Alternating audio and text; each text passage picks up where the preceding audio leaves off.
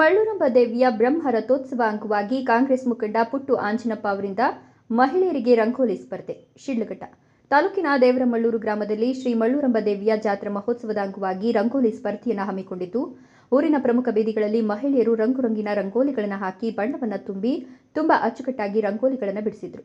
ಮಹಿಳೆಯರಿಗೆ ದೊಡ್ಡ ಹಬ್ಬದ ವಾತಾವರಣಕ್ಕಾಗಿ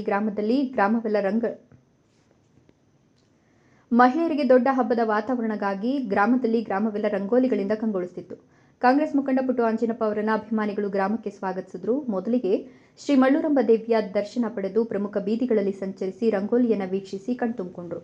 ನಂತರ ವೇದಿಕೆ ಕಾರ್ಯಕ್ರಮದಲ್ಲಿ ಮಾತನಾಡಿದ ಪುಟ್ಟು ಆಂಜನಪ್ಪ ಅವರು, ರಂಗೋಲಿ ಸ್ಪರ್ಧೆ ಆಗಲಿ ಯಾವುದೇ ಸ್ಪರ್ಧೆ ಆಗಲಿ ಸೋಲು ಗೆಲುವು ಅನ್ನೋದು ಸಾಮಾನ್ಯ, ನೀವು ಭಾಗವಹಿಸೋದೇ ಮುಖ್ಯ ಅಂದರು.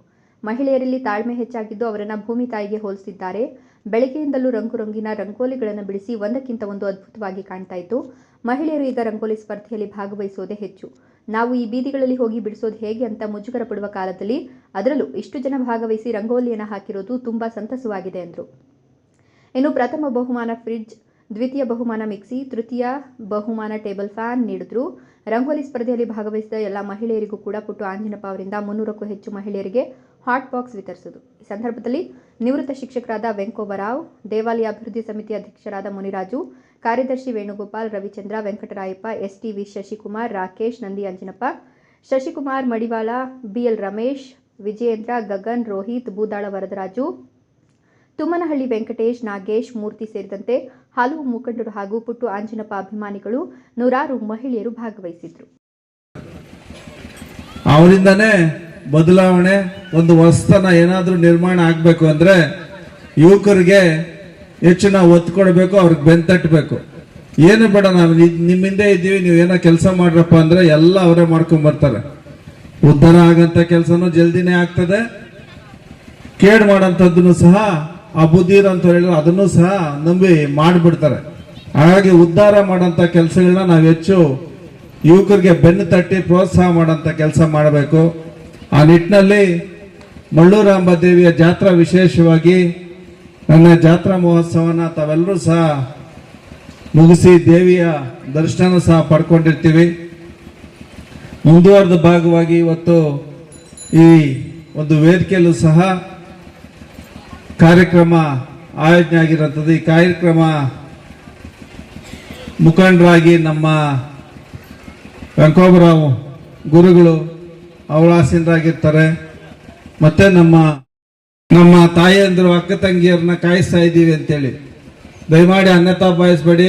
ನಾವು ನಿಮ್ಮನ್ನು ಕ್ಷಮೆ ಕೇಳ್ತಾ 4 ಗಂಟೆ ಆದರೂ ನೀವು ಸಮಾಧಾನವಾಗಿ ಯಾರಿಗೂ ಶಾಪ ಆಗದೆ ಬೈಕೊಳ್ದೆ ಬೇಜಾರು ಬೀಳ್ದೆ ಕೂತಿದ್ದೀರಿ ಅಂದ್ರೆ ಹೆಣ್ಣು ಮಕ್ಕಳಿಗಿರೋಷ್ಟು ತಾಳ್ಮೆ, ಸಹನೆ, ಒಂದು ಸಮಾಧಾನ ಗಂಡಸರಿಗೆ ಬರೋದಿಲ್ಲ. ಹಾಗಾಗಿ ನೀವು ಭೂಮಿ ತಾಯಿಗೆ ಸರಿ ಸಮಾನರು. ಭೂಮಿ ಎಷ್ಟು ಭಾರ ಹೊರ್ತದೆ ಅಷ್ಟೇ ಭಾರನ, ಅಷ್ಟೇ ಕಷ್ಟನ ನೀವು ಸಹಿಸ್ಕೊಂತೀರಿ ಹೆಣ್ಮಕ್ಳು ಅಂತೇಳಿ ನಿಮ್ಮಗಳನ್ನ ಕ್ಷಮೆಯ ಧರಿತ್ರಿ ಅಂತ ಈ ಒಂದು ನಮ್ಮ ಹಿಂದೂ ಸಂಪ್ರದಾಯದಲ್ಲಿ ತಮಗೆ ಹೆಚ್ಚು ಪ್ರಾಶಸ್ತ್ಯ ಕೊಟ್ಟು ಹೆಣ್ಣು ಮಕ್ಕಳಿಗೆ ತಾಯಿ ಸ್ವರೂಪ, ಮಾತೃ ಸ್ವರೂಪಿಣಿ ಮತ್ತೆ ಎಲ್ಲ ರೀತಿಯಾದಂಥ ಜವಾಬ್ದಾರಿಗಳನ್ನ ನಿಭಾಯಿಸಂತ ಶಕ್ತಿ ಆ ಭಗವಂತ ತಮ್ಗೆ ಹೆಚ್ಚಿನ ಸಂಖ್ಯೆಯಲ್ಲಿ ಕೊಟ್ಟಿರ್ತಾರೆ. ರಂಗೋಲಿ ಸ್ಪರ್ಧೆಗಳನ್ನ ಮಾಡಿ ಎಲ್ಲರೂ ಸಹ ಉತ್ಸುಕರಾಗಿ ನೀವೆಲ್ಲರೂ ಸಹ ಭಾಗವಹಿಸಿ ತಮ್ಮ ಮನೆ ಮುಂದೆ ಬಣ್ಣ ಬಣ್ಣದ ರಂಗೋಲಿಗಳನ್ನ ಬಿಡಿಸಿ ತಾವೊಂದು ನಾ ಮುಂದು ಅಂತೇಳಿ ತಮ್ಮ ಬುದ್ಧಿ, ತಾವು ಕಲ್ತಿರೋಂಥ ವಿದ್ಯೆನೆಲ್ಲನೂ ಸಹ ಅಳವಡಿಸಿ ತಾವು ತಮ್ಮ ಮಕ್ಕಳು ಒಂದಕ್ಕಿಂತ ಒಂದು ವಿಶೇಷವಾಗಿ ವಿಭಿನ್ನವಾದಂಥ ರಂಗೋಲಿಗಳನ್ನ ನಾವು ನೋಡಿದ್ವಿ.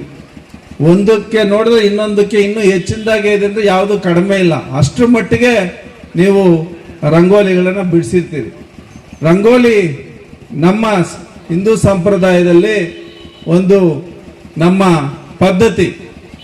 ಬೆಳಗ್ಗೆ ಎದ್ರೆ ನಾವು ಮನೆ ಸ್ವಚ್ಛ ಮಾಡಿ ಮನೆ ಮುಂಭಾಗದಲ್ಲೆಲ್ಲ ಸಹ ನೀರು ಹಾಕಿ ತಾವು ಹೆಂಗಸರು ಮನೆ ಅಂಗಳನೆಲ್ಲ ಸ್ವಚ್ಛ ಮಾಡಿ ರಂಗೋಲಿ ಬಿಡಿಸಿ ಒಂದು ದಿನನ ಸೂರ್ಯನಿಗೆ ನಮಸ್ಕಾರ ಮಾಡಿ, ದೇವರಿಗೆ ನಮಸ್ಕಾರ ಮಾಡಿ, ನಮ್ಮ ಮನೆನ ಚೆನ್ನಾಗಿ ಕಾಪಾಡಪ್ಪ ಅಂತೇಳಿ ಒಂದು ದೇವರಿಗೆ ಹರಕೆ ಹೊತ್ತು ಆ ಕುಟುಂಬನ ಸಾಕಬೇಕು ಅಂತೇಳಿ ಒಂದು ದೇವ್ರನ್ನ ಬೇಡಂತ ಕೆಲಸ ತಮ್ಮಿಂದ ಪ್ರಾರಂಭ ಆಗ್ತದೆ.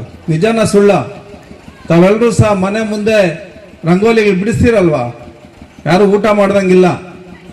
ಊಟ ನಾವು ನಿಮ್ಮನ್ನ ಭೇಟಿ ಮಾಡೋಂಥದ್ದು, ಮಾತನಾಡ್ಸೋಂಥದ್ದು ಒಂದು ಈ ಸುಸಂದರ್ಭ.